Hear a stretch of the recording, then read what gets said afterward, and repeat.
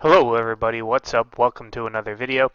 Today I'm going to be talking about Pulsechain. We got some pretty big news here about Pulsechain today.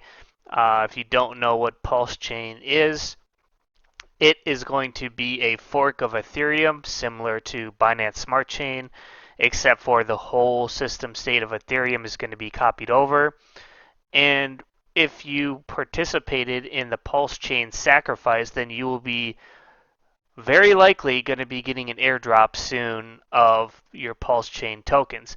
Now, there's some people who got missed out on it, and so there's other opportunities to still get Pulse.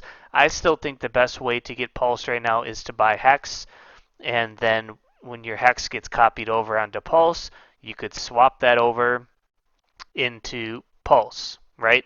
So you wouldn't even need a bridge for that. Richard Hart, the creator of Pulsechain and Hex, has talked about a pancake swap and fork. So what that means is that if you don't know what pancake swap is, that's on the Binance Smart Chain. You know, it's a website with the DeFi, right, where you can do different yield farming, you can do liquidity providing, you can do staking.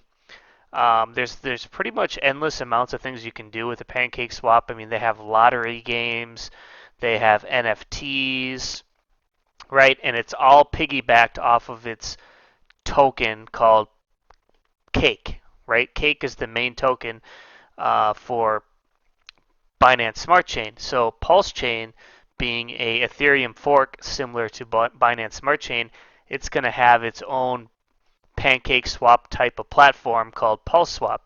And Pulseswap is going to have its own token also. And we just found out news that Richard Hart tweeted that Pulsechain will probably have a sacrifice phase weeks before the mainnet launch.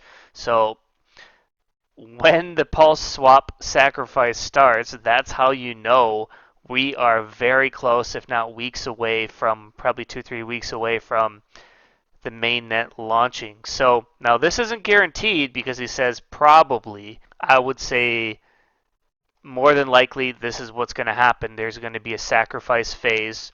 And if you don't know what a sacrifice phase is, very similar to what Ethereum had, similar to what Pulsechain had, where you get a short period of time, maybe a couple weeks, where you can take your crypto, you can take your Ethereum, your Binance coin, your Doge, depending on which cryptos are accepted for the sacrifice phase, you can sacrifice those to a wallet, which just simply means you're going to take them. Say you got your Ethereum, they give you, you go on the Pulseswap Sacrifice website, which is not out yet, so make sure that you don't send anyone and don't sacrifice anyone, don't send anybody crypto, they're scams.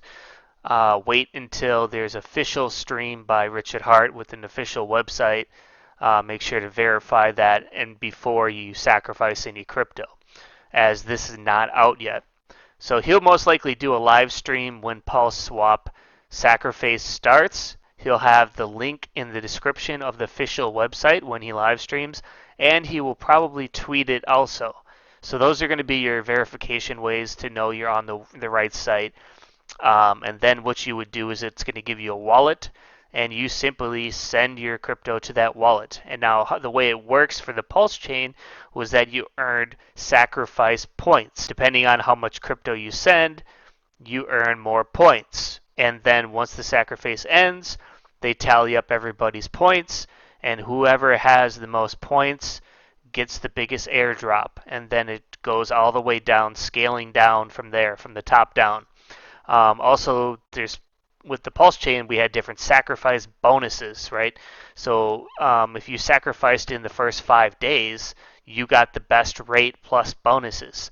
And if you sacrificed very later on in the sacrifice phase, each day it got a little bit more expensive, a little bit for your points. If you want to prepare for Pulseswap, you know, you want to set aside some crypto, set aside a few grand or however much you want to sacrifice.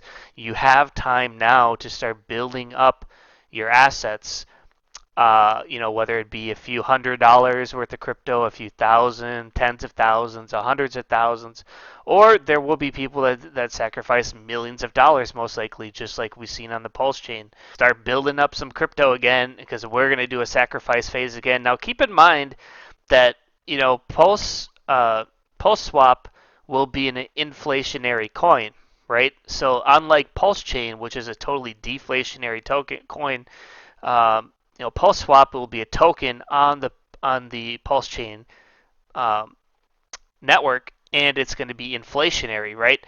So there's going to be staking and yield farming, and so you want to keep in mind supply of the Pulseswap token will go up over time, but it can still appreciate quite a bit in value and in price, like we've seen with PancakeSwap token went up from 20, 30 cents, 50 cents, all the way up to like $20, $30, whatever price it topped out at, I'm not really sure. And right now it's hovering around $13.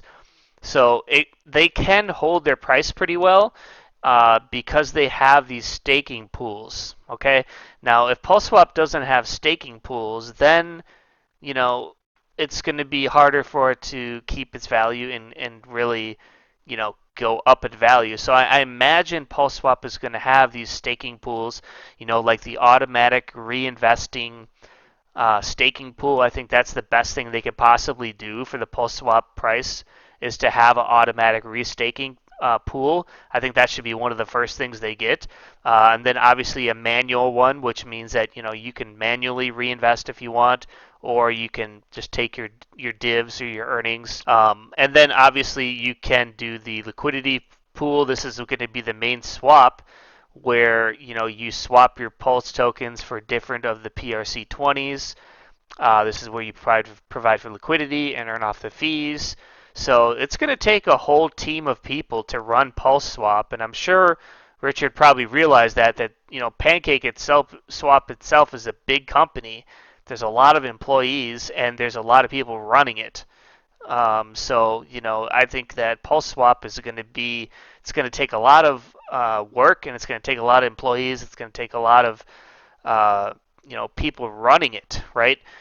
For it to be successful as like a PancakeSwap. Now, PancakeSwap, just to give you an idea, has about 450,000 users. It's one of the biggest things in cryptocurrency is PancakeSwap.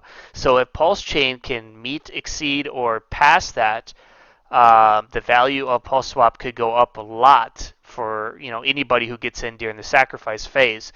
So that's pretty much it. I'm going to wrap up this video. These are just my thoughts here. Wanted to let you know about this upcoming Pulseswap Sacrifice phase.